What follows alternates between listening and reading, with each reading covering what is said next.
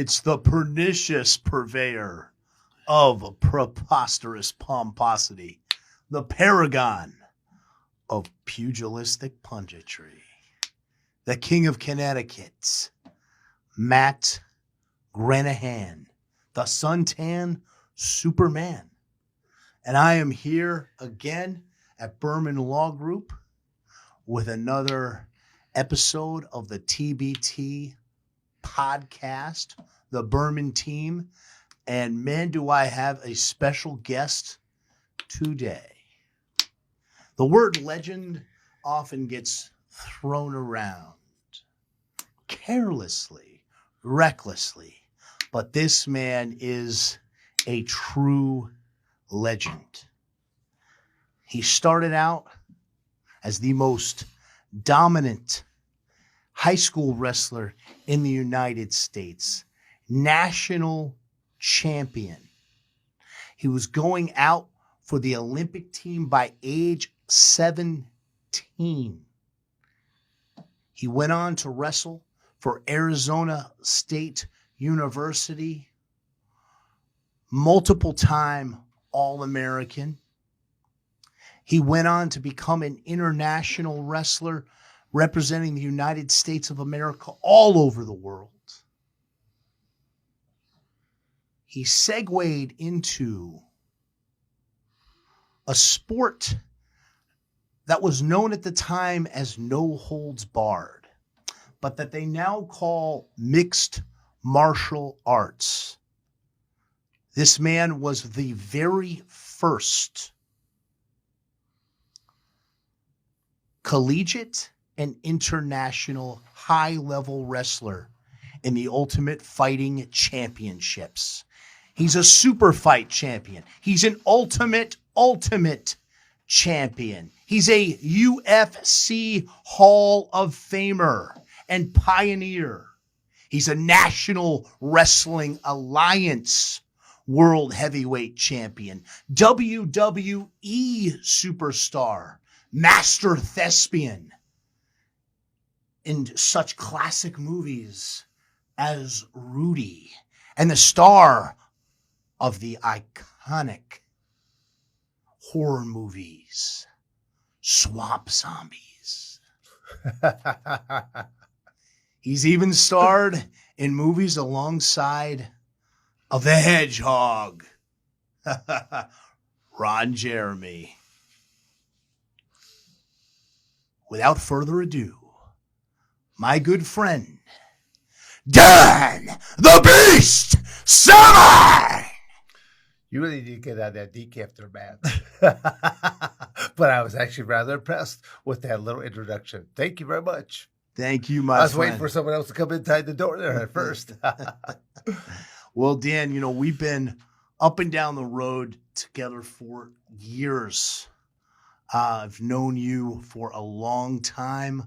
We've done some world-class wrestling clinics.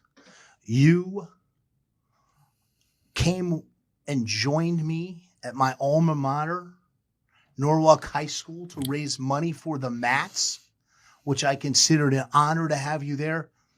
I was in the main event, of course. You were on the undercard. Wrestling against the cauliflower. Yeah. Busting the cauliflower over his head. And he actually did have a set of good cauliflower ears. Cauliflower to ears, match yes. The cauliflower, so yeah. Chase Brown was a stud wrestler out of Rock Hill, South Carolina, and wrestled for a small college up there, and got into jiu-jitsu. We can talk about the history of jiu-jitsu along with the MMA, but Chase Brown looked like a cartoon character. I mean, and he was a great guitarist and singer as well. Wrote his own song. I know you and him had a little battle of the singletry there that night. I do believe. That's right. I wrote the Ballad of Chase Brown and strummed a little guitar myself. But Dan, we're not here to talk about Chase Brown. We're here to talk about you. And you've done a lot of interviews, but we're going to cover some stuff here that folks probably never even heard about because we know each other so well. And I want to take the people back to the young Dan Severn, growing up on the farm in Michigan. Mm-hmm. Talk a little bit about your upbringing. Well, Matt, I actually have 7 other siblings. I am actually second on the totem pole. I have an older brother, but there's a total of 5 males and 3 females in the Severn sibling category. Growing up on a 120-acre farm, it was like living, like I think, a little bit of the life of a Tom Sawyer, because out of 120 acres, 80 of it was actually tillable, where actually planted crops. So you name the crops, we planted all. And the other remaining acreage would be creeks and woods. So building forts, building rope swings, fishing, hunting, you name it, we did it all on our property. I didn't know that you actually had to have a license to hunt on your own property until I think I hit junior high. That there was like a couple of my male friends were like saying, "Well, they got a shooting class coming up, and I'm going to I'll get my gun permit." I'm thinking, you actually have to get a permit to wield a gun, to shoot a gun. I'm like, and you actually have to take classes. I go, didn't your father take you out back and say, son, you aim this in at whatever you aim to hit and kill? Yeah. And don't aim it at anything otherwise. Yeah. And I have to share that too, because my father just recently passed away, and my father was a great marksman. He was a trap shooting champion, my first wrestling coach, and he was a great man and taught me how to hunt as well as a youngster, as a young man. And it's a skill that a lot of young men today don't know. But let's talk. Not only just not know, they've never done. They have Exactly. not wielded a gun. They haven't shot at targets. They haven't shot at game. And again, not to shoot at game simply to, again, that was one of the things my father also was told, was like, you don't shoot things just for sport. No, You shoot things that you're going to eat. absolutely. So even when I shot a couple of squirrels, them squirrels were cleaned and you ate them. My mother used to make, my mother being an Italian Sicilian woman, she used to make squirrel cacciatore when we were youngsters. Really? Yes. I Yes. don't think I've ever quite heard of that Well, delicacy, but I'll explain that a little bit as a chef myself. Cacciatore in Italian means hunter. So anything that you kill, be it rabbit cacciatore, we had even pigeon cacciatore. They call cacciatore, and it's a recipe that you make with whichever kind of a game you harvest. that you catched. That's right. Yeah, That's so right. I thought there was maybe a play off of that cacciatore that you catch. Catch, you know, exactly. yeah. That's probably where the word catch came from the Latin and the Italiano, cacciatore. And Dan, you were at a good buddy of ours, Coach Matt Perkel's house. He's an avid hunter and has some livestock. You had the opportunity to stay at his house when we were doing some wrestling seminars at his old MMA school that he had. Uh-huh. And I remember he told me that he learned a lot from you staying there about animals, that because he had his own animals, he had his own little small farm there as well. So you're a very knowledgeable man in that No, regard. okay, just again, growing up on a farm, you named the animal, we raised it. So cattle, again, both beef cattle, but then also had a couple dairy cows. One of my first job as a young man was simply to milk Peggy, the family milk cow. Yeah. But to actually have real milk, to have actually make butter, real butter from the cream that you would as the milk would settle, you would just strain it through a cheesecloth so that any kind of impurities would ever get into it. You strain it through the cheesecloth, and then you let the milk sit for a couple hours, and you'd be surprised, out of say maybe a couple gallon bucket of milk, the top couple inches would be all nothing but solid cream. You lay it on off. And my mother used to, again, having so many different siblings, she would go into different classrooms and she would make up a little mini loaf of bread for each of the children. And then she would go in there with the cream, and they would actually be taking turns of an old butter churn just went up and down, Yeah. and they would and the kids would take turns churning the cream and actually turn it into butter, and then they would all have their own little piece of a loaf of bread, and they could try what real butter tasted like. True butter. And a lot of people don't know too, milk, unpasteurized milk is clear. You know, the milk that we drink, the white milk, we don't realize.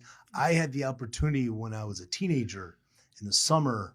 There was a farm that we used to hunt on up in Argyle, New York, in upstate New York, because my dad had a place up there. And I had the opportunity to work on the dairy farm, and my dad made me do that. He said, I want you, because my dad grew up on a chicken farm. He said, I want you to work on the farm to be. So a lot of city folks don't know that. Yeah, well, understanding just the work ethic of the farmer, because you going back to some of my childhood there, growing up, you had to get up in the morning and take care of the animals, do your chores before you got taken care of, and you have to do it within a certain timing manner, because then you get fed, you get dressed, and then you have to walk up to catch the school bus, So there was, again, a lot of people don't understand because of the convenience that people look for. Sure. They don't try to really go out of their way to do anything. It's and our whole aspect was, no matter what time of the year it was that we had to do things, if it was really bad weather or something like that, Mom might pull out the station wagon to drive up, but that was quite the snaggle of kids to see all climbing on the school bus or try to climb in and out of the vehicles at different times. So yeah, you learn to share, and you learned what hand-me-downs were, and so yeah, definitely. Going to the Goodwill or the Salvation Army to pick up something new that was going to be new for you. And that's a great segue, Dan, because that farmer's lifestyle, when we think about it, so many great wrestlers, as a great segue into your wrestling career as a young man, came from the farm. Guys like Matt Hughes, Brock Lesnar, both raised on farms. My good friend Pat Miletich. And you also had other guys out of PA. Think of the states that produce the best wrestlers. Usually states like Pennsylvania, farmer states, a lot of Iowa, Midwesters, yep. Oklahoma. Yeah. So Dan, talk about how you had a lot of brothers, and talk about how you got into wrestling. Briefly about your high school career. Well, again, I'll say that my oldest brother Dave basically started the wrestling career for the Severn family. He jumped right into it right at seventh grade. I was playing a little bit of basketball in seventh grade at the time. Again, the influence of television and that, but I sort of sucked at playing basketball. It seemed like I could not actually dribble the ball, look away, and actually still have that ball underneath my hand. So I tend to sit on the pine, as they call it, ride the bench. Ride the pine, yeah. Yes, and so I had to be a couple of my friends that were on the wrestling team. There was a big flu epidemic that hit the school. A lot of students were out, and a couple of my friends from the wrestling team said, "Hey, Dad, would you come in and fill in a weight class tonight? Otherwise, we'll have to forfeit the weight class." Well, I'm thinking myself, I'm a strong, farm boy, something like this. I should be able to throw somebody around on this mat. And I ended up going out there wrestling twice and basically lost most of my matches. So I always told people I didn't set the world on fire. Kind of let my buddies down. Went back and finished up a little bit of my basketball career right there, and then went right out for the wrestling team. So I started my tutelage into the sport wrestling as of seventh grade. And you had such a great career in high school that you started wrestling internationally. And talk about that, and talk about the records that you set. Well, again, just to answer your question, but I need to set what started to set that's all that in motion was that the high school wrestling coach, Tom Castile, he's still alive. Tom Castile, he's getting up there in years. He was also the government teacher, and I happened to have for class my freshman year. So early on in that year, I had to turn a paper into him. So as I'm walking up to his desk and I'm turning in my paper, I see this stack of amateur wrestling news magazines. I had never seen these before. I'm like, "Coach," I go, "Do you care if I read a couple of these magazines?" He said, "No problem." He said, "Just as long as they bring it right back." So I start reading these amateur wrestling news, and that's when my mind was expanded there, because up to that point, I was just like any other athlete or any other student. I simply just did whatever the teacher or I did whatever the coach said to do. And now, as I'm reading these magazines, I'm being enlightened to all these other types of wrestling techniques that are available that I've never seen before. It's talking about psychological aspects of the sport. It's talking about setting goals for yourself. It's talking about eating, nutrition, stretching programs, exercise programs. I mean, it just blew my mind. There was so much more to the sport than what I thought, and that's why I started setting some goals for myself. My first goal ever was to be the first freshman ever to make varsity at my high school alma mater. But then I was starting to follow the proper protocol of eating better, of exercising better, and helping design weightlifting programs and stuff like that for the sport of wrestling, and taking advantage of my physical education class. I have to use it I like to say it term now because, Matt, when you were probably still in high school or even junior high, the Presidential Physical Fitness Award, that badge, that meant something. Yeah, absolutely. If you were to walk into our high schools or junior highs today and see what they pawn off as physical education, oh, sad. And they wonder why United States is the fattest country in the world. Look at what we start off, what we feed our people, and look at our lack of actually teaching young people as to what to do. Well, Dan, didn't they get rid of gym class and phys ed class in a lot of schools, a lot of the high schools now? I think it was eliminated to a large degree. I'm not certain about eliminated, but I simply know that I have a teaching degree from Arizona State. Yeah. And so I've done a lot of substitute teaching in a couple of different states, usually predominantly Arizona and Michigan, because that's the two states I bounced between that I lived for quite a long period of time. So I've done a lot of substitute between those two states. And I'll also say that it still existed in both of those states, Mm-hmm. but what they pawn off as physical education, you're not going to break a sweat. No, I mean, I remember like the first time I went into the phys ed class, I mean, because each school you go into, you got to think about it. You've got a substitute teacher. Mm-hmm. What do you think from the student's perspective?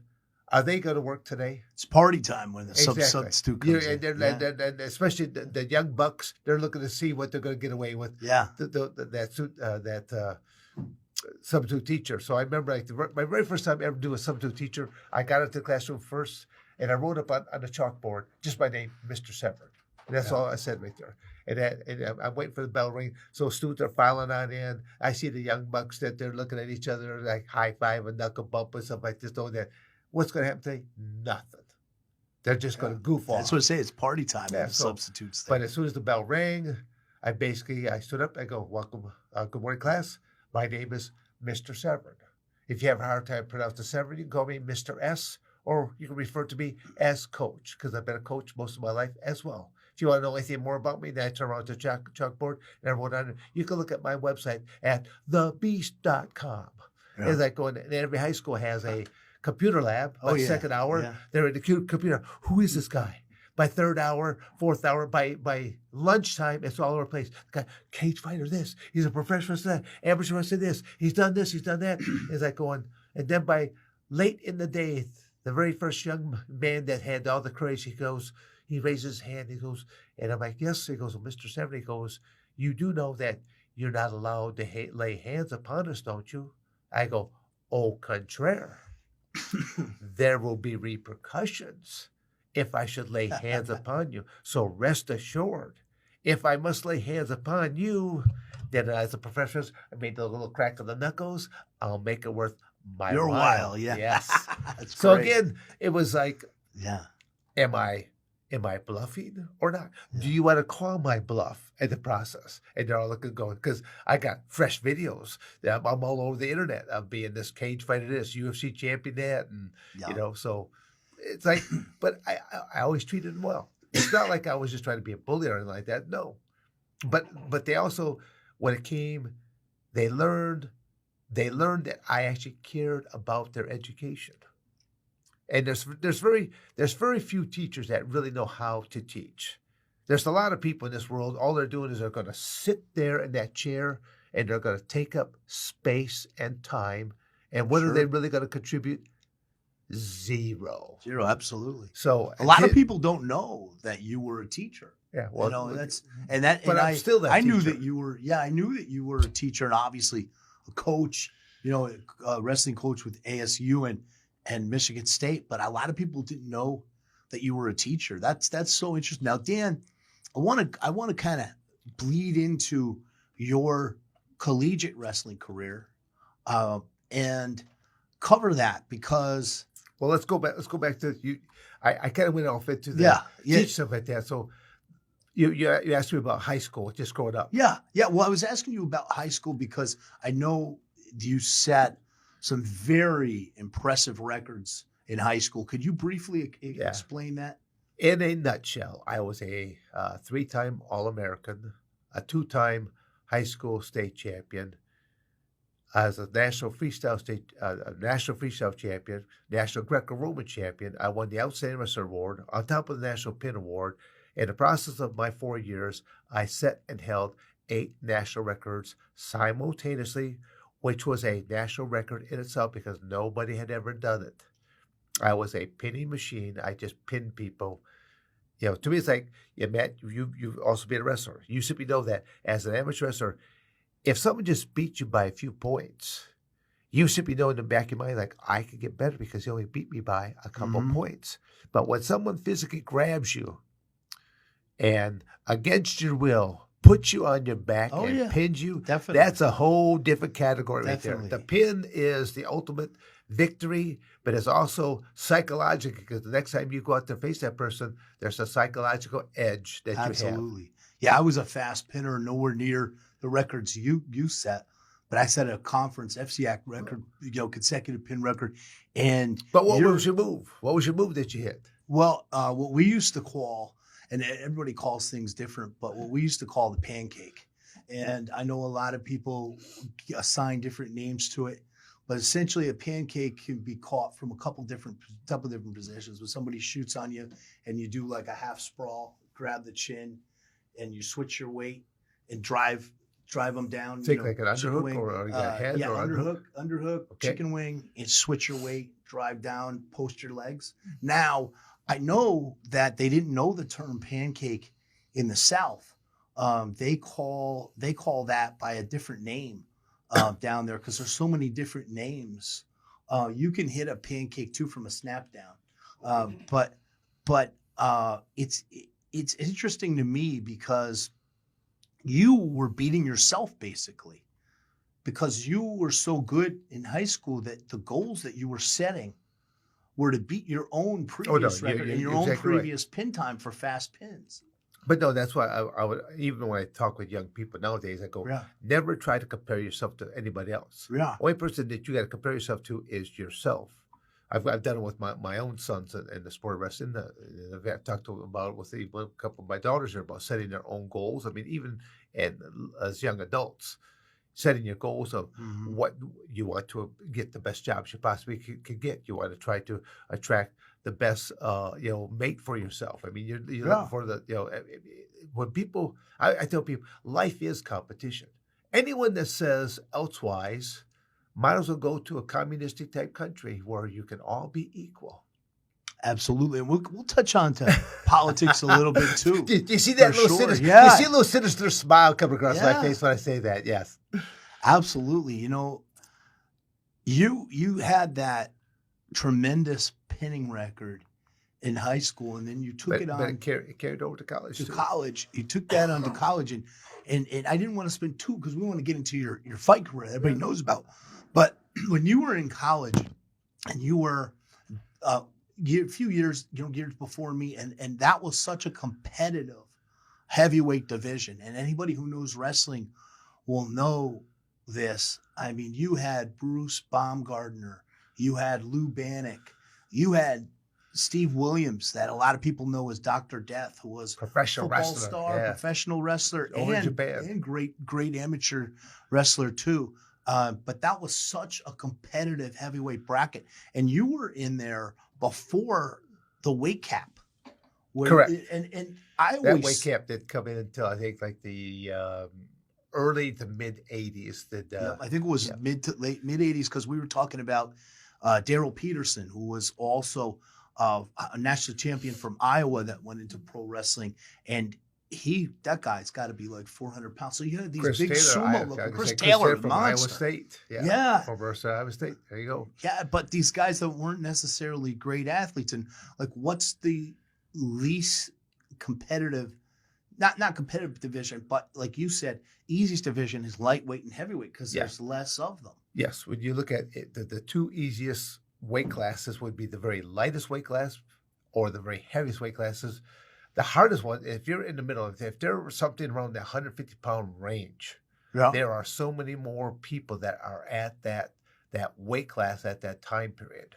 But as each year progresses on, you'll see people that they put a little bit more size, stuff like that. Because I mean, like when you were a freshman, you were a certain size of stature. By the time you're a senior, those 4 years, physical maturity, but then the way that you are seasoned, and that's what I was setting goals for myself for my freshman year just to make varsity. Did I have a winning season? No.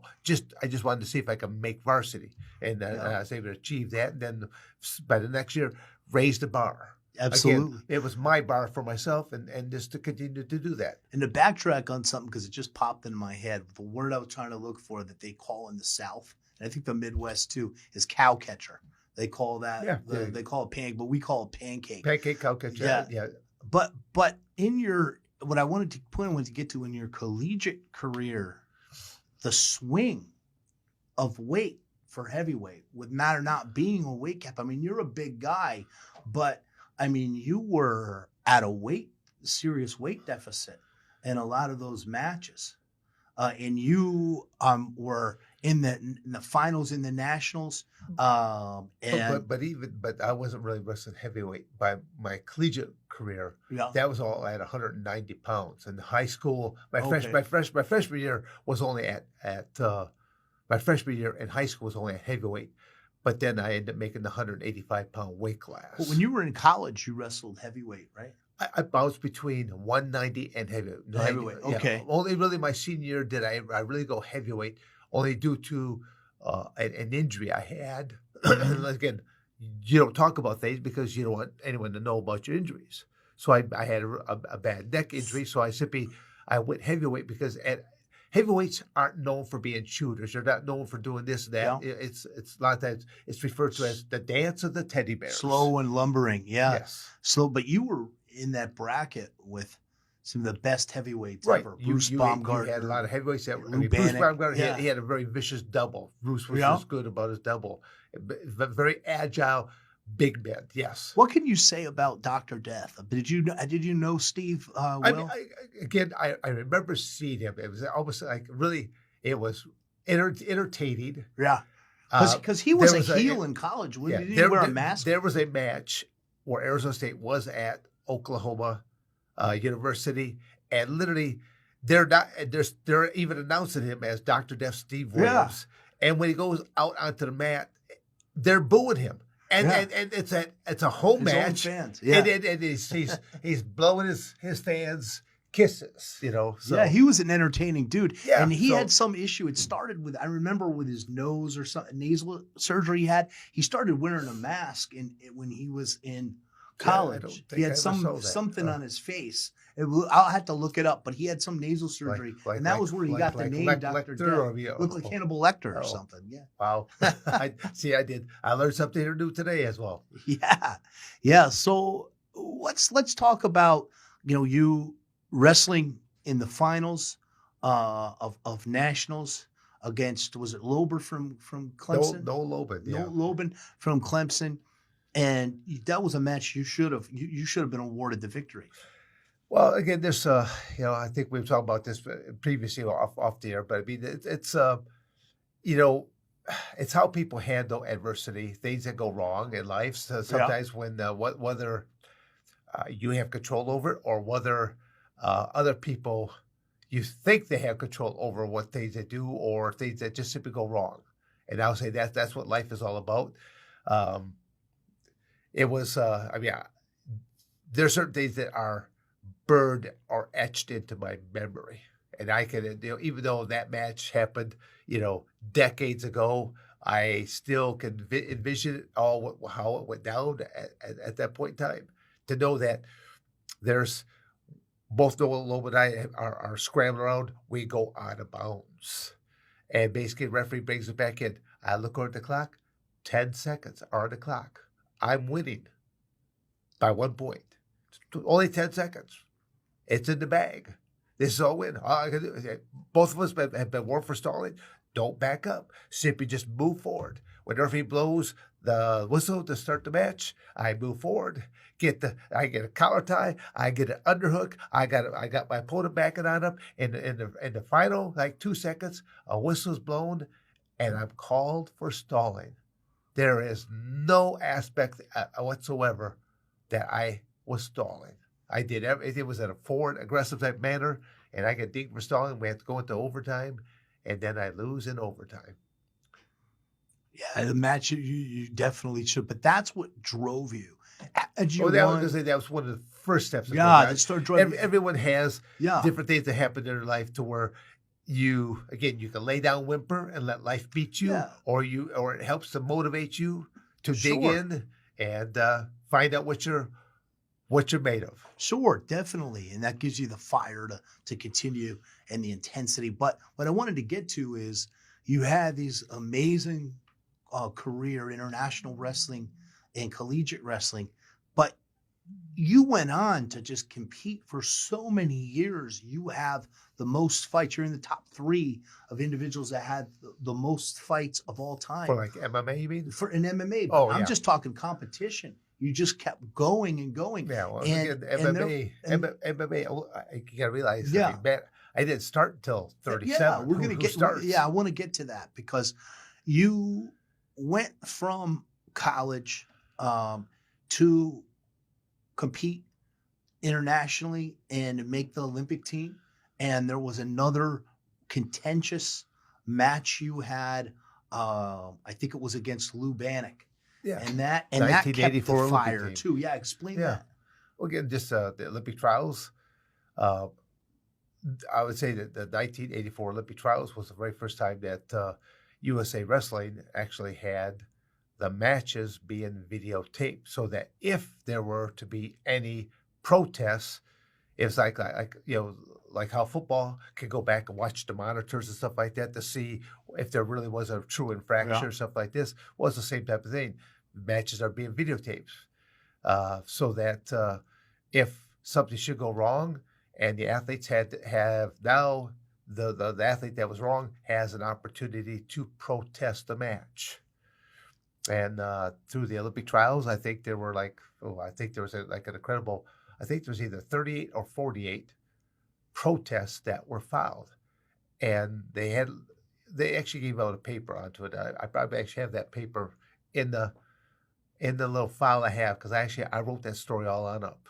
I kept it. So when it was fresh, and I still had the blood bleeding out of my heart. Yeah. Oh, I made sure I wrote it because I never want to forget that. These are certain days that I don't want to forget, because I always say if I need a little bit of motivation, I know where to look at it.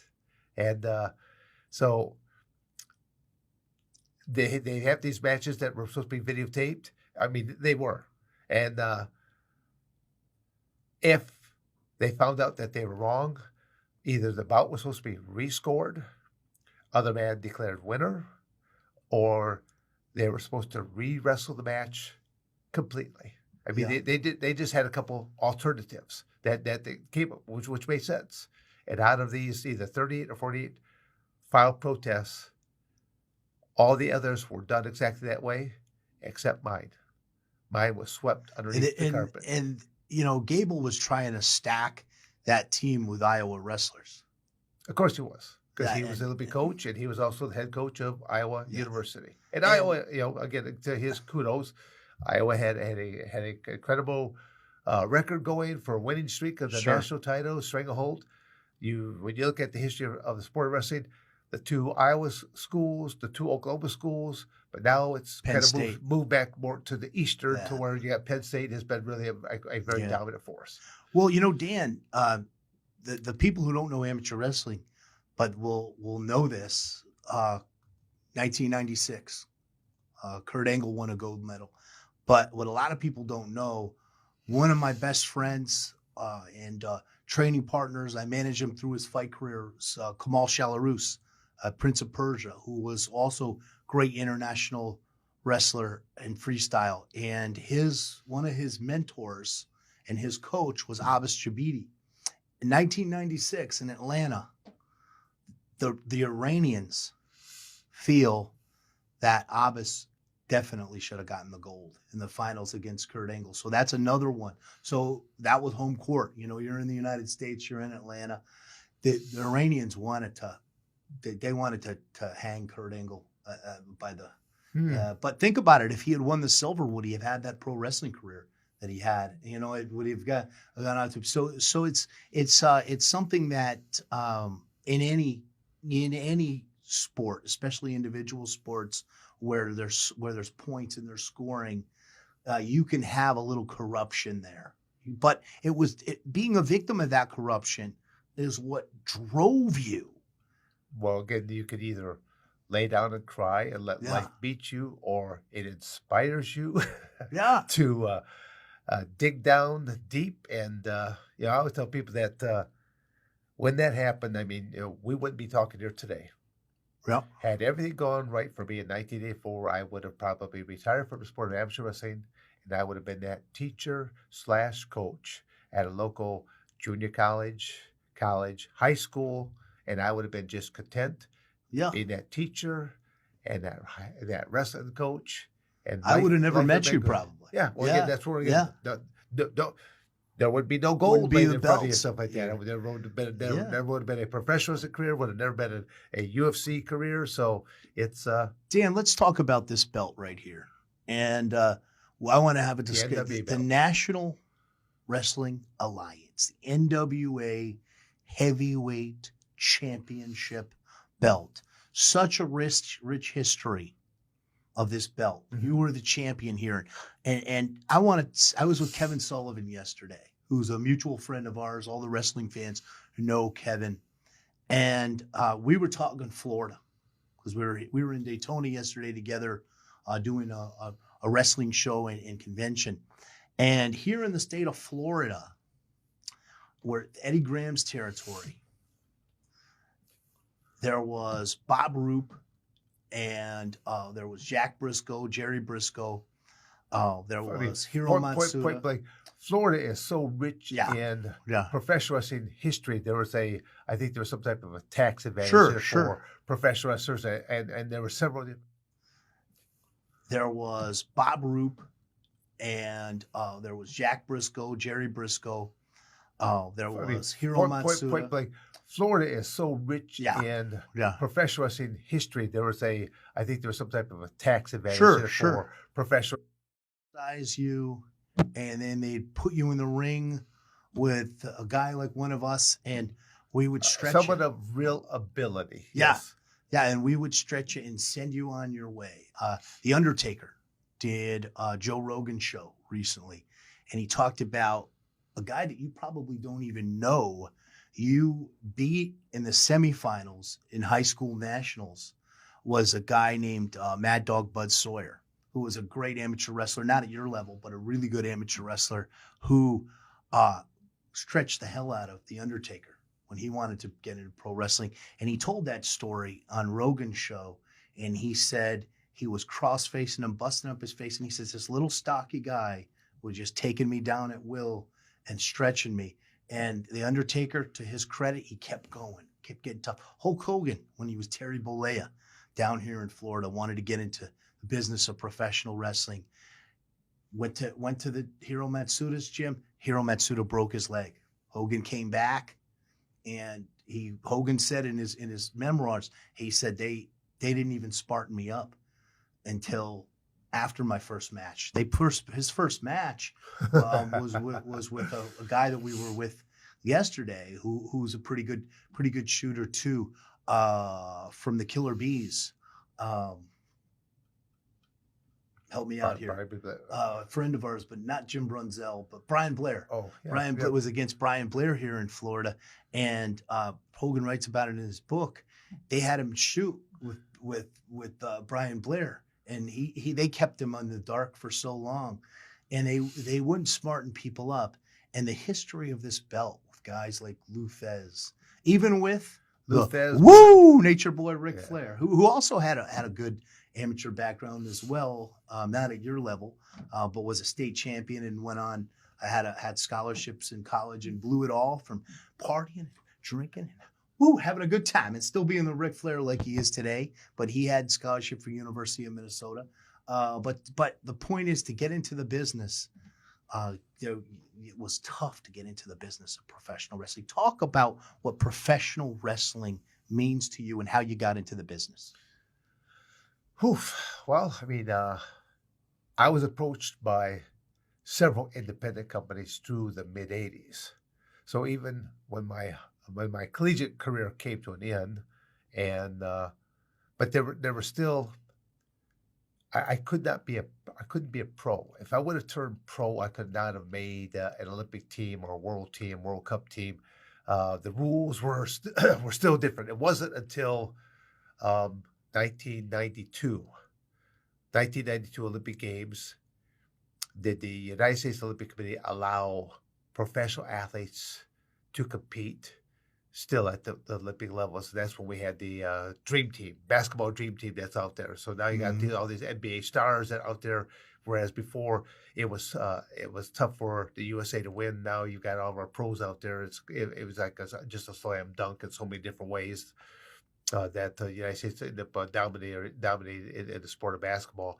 But it was like, 1992, I could have my cake and eat it too. I could be a professional wrestler, and I could be still trying to make Olympic teams, world teams, into the nature. Because again, the sport of wrestling had provided so much for me. It paid for my education.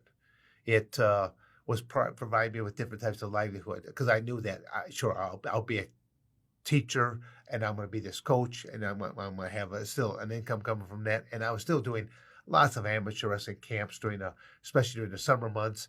But then throughout the year, then at different time periods, there just were special easy times for me to go in and just do wrestling clinics. I was just good at watching people to see where they had weak spots. But we're doing one tonight. Yeah, Wrestling clinic. If you at Unlimited Kickboxing in Merritt Island, Florida, right outside of Cocoa Beach. Yeah. What I always tell people that I don't come in there with a canned seminar whatsoever. I like to ask them questions like as to where would you like to spend some time? Yeah. Where would you like to spend some time, knowing that a couple hour seminar is going to blow right past. Usually, people, when it comes to sport like amateur wrestling, you need to take people down, you need to put them on back and pin them. Sure. But then a lot of people can have all kinds of problems trying to get out from underneath. They can have all kinds of problems in different areas. So I always try to ask them, I'm like a specialist. Ask me some questions. Where do you want to go originally? Or a lot of times as I'm warming them up, or if I come in and I'm starting to warm up before this seminar ever starts, I'll see a couple guys or a couple gals that they'll be kind of just screwing around just a little bit, just to, ham and egg and trying to do different types of moves to each other. I'm just going to interject. You do tremendous. We've done several seminars over the years. You do tremendous seminars. But I want to get back to. I want to get through the wrestling and then the MMA, because we got another guest coming on. Talk about professional wrestling briefly. Your professional wrestling career, winning the NWA heavyweight title. Well, this title belt. The NWA title belt was basically, I ended up winning it from Chris Candido. Yeah, the late Chris Candido. Yep. And you got to realize, and this was on Jim Cornette's, was the promoter. Yeah. Of this what was called Southern Smoky Mountain Wrestling. Smoky Mountain Wrestling. Yeah. And for Jim Cornette, never met me before. And I'm not certain who actually made the phone call to Jim Cornette. So it wasn't Carol Luzo? It was the belt was on Smoky Mountain. It was show. on Smoky Mountain. Okay. But again, was it Dennis Carluzzo that spoke to Jim Cornette? I have no idea. Yeah. I mean, at the time that they decided to put the belt on me, there were, as far as I know, there was either 3 or 4 promoters left in the world that was pushing NWA. NWA was almost extinct. Sure. And so Jim Cornette agreed to it. Again, the man had never met me before, doesn't know who I am or not like this, but he allows it to happen. Sure. And I'll say then I ended up holding the belt for literally for just over 4 years, which again I think that rates up there in the top 10 all-time reigns of the NWA belt.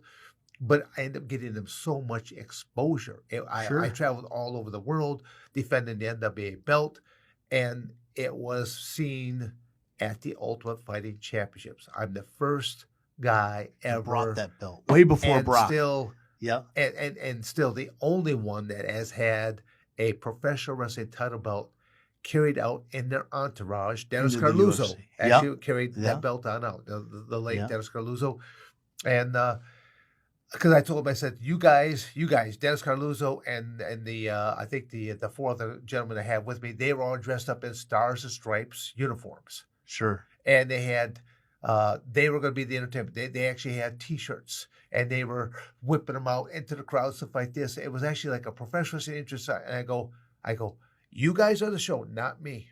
Yeah. I go, my mind's going to be right because I'm going to go out there and I got to defeat 3 men here tonight. Because again, that was back during that no holds barred era where 8-man tournament. You have to win 3 matches in 2 hours or less pay-per-view time. And so, well, yeah, let's jump into that because we know everybody knows you're in WWE. We're not going to spend a lot of time on that, but let's talk about your incredible UFC career and those early tournament style UFCs. Your very first one. Tell us about your experience in that very first UFC. Well, the first UFC, basically all I was a last second fill-in. I had no time to really prepare. I always tell people that I trained for 5 days, an hour and a half a day. I drove from Coldwater, Michigan, over to Lima, Ohio, to work out Al Snow at the Body Slammers Gym. Yeah. So my training took place inside of a professional wrestling ring. Yeah. Whereas now, fast forward to today, in almost any community, no matter how big or small, you can either find a full cage or a section of a cage, and all of these different owners will say, "Oh yeah, we teach UFC techniques." Most of these guys, they can't spell UFC, let alone even know how to conduct the proper types of techniques of training that needs to be implemented. Yeah, you had such an amazing storied career and so many great opponents, and we're going to have to wrap this up soon. So I want to stay tuned for part 2, maybe. What? We'll have you down again, but you're actually going to be interviewed on another platform here with John Elite, and we have another guest. So we could talk, Dan. We could talk all day. We could talk all week. So many stories. We can get into politics as well. Everything that you want to discuss. But I want to just mention to people some of your great memorable fights against Oleg Tektarov.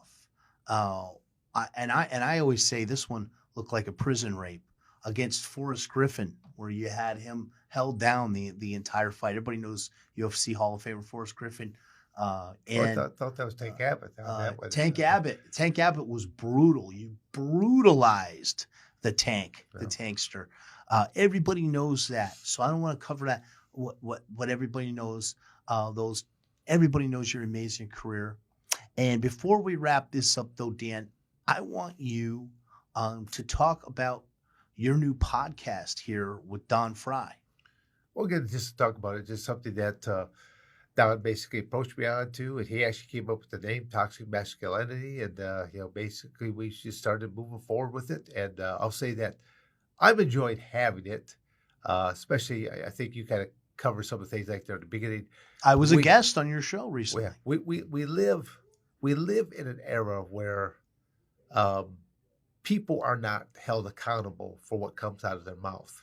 There was, at a much younger age, if you said something that I disagreed with, I might say, "Let's step outside. I'm gonna pop you a Neil Keister there," and then we might pop each other a couple times, and then we move right back into the bar, and then we have a drink, and it's all done. But nowadays, everyone has this little cell phone. Everyone wants to stand around, videotape. But they're all videotape everything. Videotape cowards. Yeah, that's all they are. Yeah. Videotape cowards. Because why don't you simply step up there and stop this? Why let something carry on and go that's what. That's why I dislike what's happened to our society more and more. We don't have enough men, real men, Yeah. stepping up to the plate, and you've got you know, he, she's, you know, those, that, these, thems, those, and again, I always tell people, do I really care? No, I don't care. Whatever floats your boat. That's one of the freedoms you have here in the United States. Sure. Freedom of speech, and I go. You name me one other country, you could actually have a full gay parade, and we're going to protect you. Not in Iran, that's for sure. Not in Russia. In the United States, we'll protect Yeah. you, stuff like that. Yeah. So that's what I say. That's one of the freedoms you have here in the United States. But you do that, and a few of these other foreign countries, you'll either end up in the gulag. Dan, what I always say is, ever since the beginning, to keep the world spinning, it takes all kinds of characters. And Don Fry is a character, man. He's the last real cowboy, man. Great acting career like yourself. You've had a great acting career. Movies like Rudy, I joked with you about, and you were in a movie with Ron Jeremy and Dustin Diamond, that Tetherball. Yeah, that was you were up for an classics, AVN award. Your shower scene with Jasmine St. Clair and Swamp Zombies, so saucy. So there's more to this man than just being a fighter and being a wrestler. It's the dastardly stash right there. Absolutely. Man, the dastardly stash. Absolutely. And I'm going to tell you guys, I want to thank you for tuning in. I wish I could spend hours with this man, but we have other guests. At least let me put me out on the social media. Simply at least look at dansevern.com. I go on dansevern.com. My other types of social media pages for Facebook and Twitter and Instagram. Dan, I want to end this with a joke. And I don't know if you've seen this one, heard this one, and I want Evan to have our great producer, Evan Golden, to have the camera on me as I tell this joke. What's 230 pounds, dashingly handsome, and disappears in an instant? That cuts the show. That's the joke. That's the joke. Gotcha. Yes. So, okay, Dan, that was good, but I was getting, I hear them knocking on the door.